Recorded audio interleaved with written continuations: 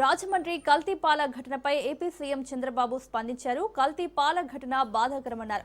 ఈ ఘటనలో 4 చనిపోగా 2 వెంటిలేటర్పై ఉన్నారని తెలిపారు. మరో 8 మందికి చికిత్స కొనసాగుతోందని చెప్పారు. మృతుల కుటుంబాలకు ప్రగాఢ సానుభూతి తెలియజేశారు. పాలతోనే డయాలసిస్ సమస్య వచ్చిందన్నారు. కల్తీ పాల బాధ్యులను వదిలేది లేదని తేల్చి చెప్పారు. పాల వ్యాపారి నాగేశ్వరరావును అరెస్ట్ చేశామని చెప్పారు. కల్తీ చేస్తే ఎవరిని వదిలిపెట్టే ప్రసక్తే లేదని స్పష్టం చేశారు. దోషులపై కఠిన చర్యలు తీసుకుంటామన్నారు. కల్తీ పాల మృతుల కుటుంబాలకు పరిహారం ప్రకటించారు. ఒక్కో కుటుంబానికి 10 లక్షల చొప్పున పరిహారం అందిస్తామని వెల్లడించారు.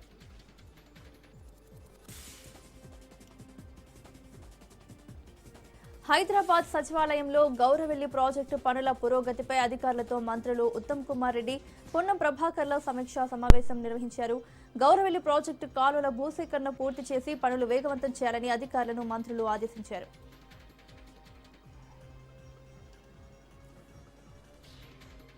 వైసీపీపై జనసేన ఎమ్మెల్యే బొమ్మిడి నాయకర్ ఫైర్ అయ్యారు. అధికారం కోల్పోయినా వైసీపీకి బుద్ధి రాలేదన్నారు. కులాలు మతాల మధ్య చిచ్చు పెట్టేందుకు కుటిల రాజకీయాలకు పాల్పడుతోందన్నారు.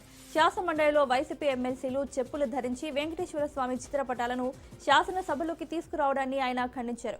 వైసీపీ తీరు హిందువుల మనోభావాలను దెబ్బతీసే విధంగా ఉందన్నారు.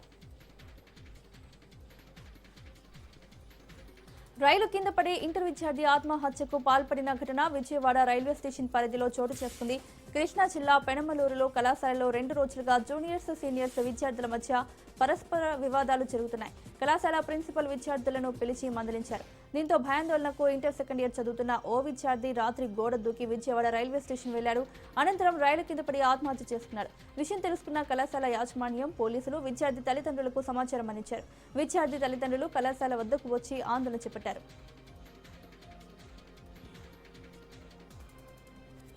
అనంతపురం జిల్లా గుంతకల్లో రైల్వే క్వార్టర్స్ లో దొంగలు బీభత్సం సృష్టించారు.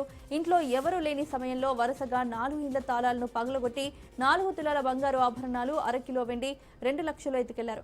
ఆ సమయంలో ఓ ఇంటి యజమాని రాగానే ఆ ఇంటి యజమానిపై దొంగలు రాళ్లు విసురుతూ అక్కడి నుంచి పరారయ్యారు. పోలీసులు కేసు నమోదు చేసుకుని దర్యాప్తు చేస్తున్నారు. పోలవరం జిల్లా రాజవొమ్మంగి మండలం ఊర్లకులపాడు గ్రామంలో గిరిపుత్రులకు మృత్యు భయం వెంటాడుతోంది. వారి అకాల మరణాలతో వణికిపోతున్నాయి. ఊర్లకులపాడు గ్రామంలో కిడ్నీ వ్యాధి సమస్యలతో ఆసుపత్రిలో తల్లి చనిపోయిన 3 రోజులకే కొడుకు మృతి చెందారు. దీంతో మృతుల సంఖ్య 9కి చేరింది. గత 5 నెలలుగా గ్రామంలో కిడ్నీ వ్యాధి సమస్యతో గిరిపుత్రులు మృత్యువాత పడుతున్నారు. త్రాగునీటి వల్లే కిడ్నీ సంబంధించిన వ్యాధులు వచ్చి చనిపోతున్నామని గ్రామస్తులు వాపోతున్నారు. అధికారులు తూతు మంత్రంగా నీటి శాంపిల్స్ తీసుకుని వెళ్తున్నారని గ్రామస్తులు ఆరోపిస్తున్నారు. ఎన్టీఆర్ జిల్లా జగ్గయ్యపేట మండలం ముక్త్యాల గ్రామ సర్పంచ్ షేక్ అస్మతున్ తన భర్తకు ప్రాణహాని ఉందని తెలిపారు. పంచాయతీలో అవినీతి జరిగిందన్న వ్యాఖ్యలపై సర్పంచ్ షేక్ అస్మతున్ ఖండించారు. ముక్త్యాల గ్రామ పంచాయతీలో అవినీతి జరిగిందంటూ గ్రామంలో వైసీపీ నాయకులు విజయవాడ కలెక్టరేట్లో ఇచ్చిన కంప్లైంట్కు విచారణగా మాకు షోకాస్ నోటీసులు ఇచ్చారని తెలిపారు.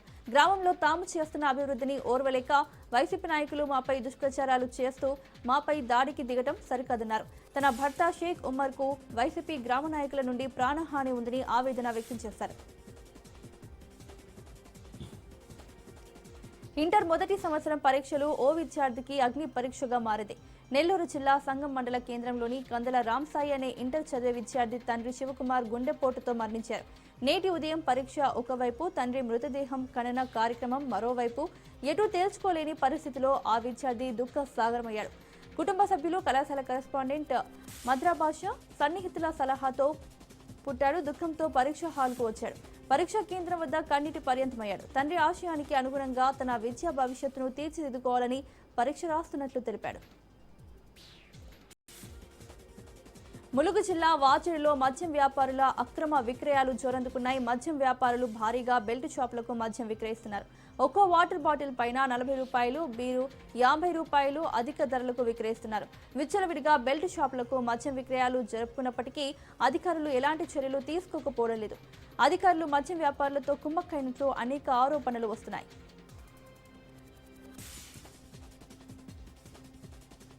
చిత్తూరు జిల్లా కుప్పంలో ఇంటర్ పరీక్షలకు సంబంధించి విద్యార్థిని కంటతడి పెట్టిన ఘటన వెలుగులోకి వచ్చింది. పరీక్షా కేంద్రానికి సమయం మించి రావడంతో గేట్లు మూసివేయడం వల్ల లోపలికి అనుమతించకపోవడంతో ఆ విద్యార్థిని ఆవేదనకు గురైంది. విద్యార్థిని కంటతడి పెట్టడంతో స్థానికులు, తల్లిదండ్రులు అభ్యర్థనతో అధికారులు పరీక్షా కేంద్రంలోకి అనుమతించారు.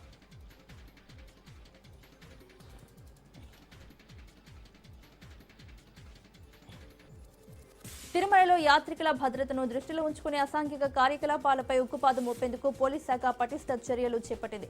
తిరుపతి జిల్లా ఎస్పీ, టీటీడీ చీఫ్ విజిలెన్స్ అధికారి మురళీకృష్ణ ఆదేశాల మేరకు బాలాజీనగర్ ప్రాంతంలో విస్తృత స్థాయి నాకాబందీ కార్యక్రమం నిర్వహించారు. మొత్తం 6 ప్రత్యేక బృందాలుగా ఏర్పడి ఏకకాలంలో బాలాజీనగర్ ప్రాంతంలో క్షుణ్ణంగా తనిఖీలు నిర్వహించారు. తనిఖీల్లో భాగంగా టీటీడీ కేటాయించిన నివాసాల్లో అనుమతి పొందిన వ్యక్తులే ఉంటున్నారా లేదా కొత్త వ్యక్తులు అనుమానాస్పదంగా నివసిస్తున్నారా అనే కోణంలో పరిశీలన చేపట్టబడింది. ప్రతి విభాగం వారు తమ తమ శాఖలకు సంబంధించిన అంశాలపై సమగ్ర తనిఖీలు నిర్వహించారు. ఈ నాకాబందీ కార్యక్రమంలో మొత్తం 820 ఇళ్లను తనిఖీ చేయగా సరైన గుర్తింపు కార్డులు లేని 16 మంది అనుమానితులను అదుపులోకి తీసుకున్నారు. అలాగే గుర్తింపు పత్రాలు లేని 11 వాహనాలను స్వాధీనం చేసుకున్నారు.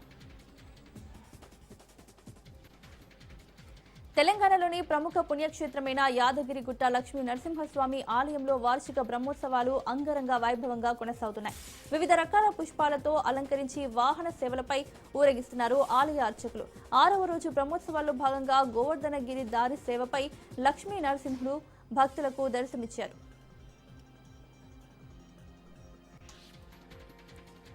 జనగామ జిల్లా హైవే రోడ్డుపై బచ్చన్నపేట వద్ద రాస్తారోకో నిర్వహించారు. బచ్చన్నపేట మండలం పరిధిలోని 2.5 కిలోమీటర్ల రహదారి గుంతలమయంగా మారింది. ఏళ్లు గడుస్తున్న అధికారులు రోడ్డు సమస్యను పరిష్కరించడం లేదని స్థానికులు ఆగ్రహం వ్యక్తం చేశారు. అధికారులు వెంటనే స్పందించి రహదారిని పూర్తి చేయాలని ప్రజలు డిమాండ్ చేశారు.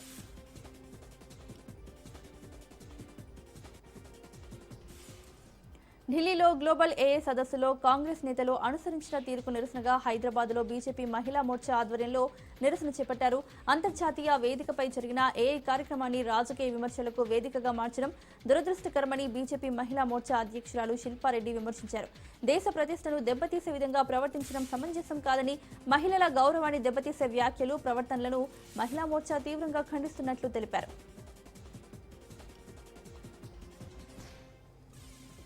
కర్నూలు జిల్లా ఆధ్యాత్మిక క్షేత్రం మంత్రాలయంలో శ్రీ రాఘవేంద్ర స్వామి గురు వైభవోత్సవాలు 6వ రోజుకు చేరుకున్నాయి. టీటీడీ పట్టు వస్త్రాలను టీటీడీ సూపరింటెండెంట్ గురురాజాచార్ శ్రీమఠం పీఠాధిపతి సుబుధేంద్ర తీర్థ స్వామికి అందజేశారు. తదనంతరం గురురాజాచార్ను శేషవస్త్రాలతో సత్కరించి ఆశీర్వదించారు. ఈ వేడుకల్లో కేంద్ర మంత్రి కుమారస్వామి, కర్ణాటక హైకోర్టు న్యాయమూర్తి శ్రీశానంద్ పాల్గొన్నారు. హైదరాబాద్ చంచల్గూడలో జైల్లో ఏర్పాటు చేసిన ఆయుర్వేద గ్రామంను జైళ్ల శాఖ డైరెక్టర్ జనరల్ సౌమ్య మిశ్రా ఘనంగా ప్రారంభించారు. 6 సంవత్సరాల విరామం తర్వాత ఈ కేంద్రం పునఃప్రారంభమైంది. ప్రజారోగ్య సేవలను ఖైదీల పునరావాసంతో అనుసంధానించే మోడల్ ప్రాజెక్టుగా ఇది నిలుస్తుందని సౌమ్య మిశ్రా తెలిపారు. తక్కువ ఖర్చుతో నాణ్యమైన ఆయుర్వేద చికిత్సలు అందుబాటులోకి వస్తాయన్నారు. ఖైదీలకు ఆయుర్వేదంలో శిక్షణ ఇచ్చి విడుదల తర్వాత ఉపాధి అవకాశాలు కల్పించడమే లక్ష్యమని అధికారులు వెల్లడించారు. త్వరలోనే రాష్ట్రంలోని ఇతర జైళ్లలో కూడా ఆయుర్వేద గ్రామాలను ఏర్పాటు చేయనున్నట్లు తెలిపారు.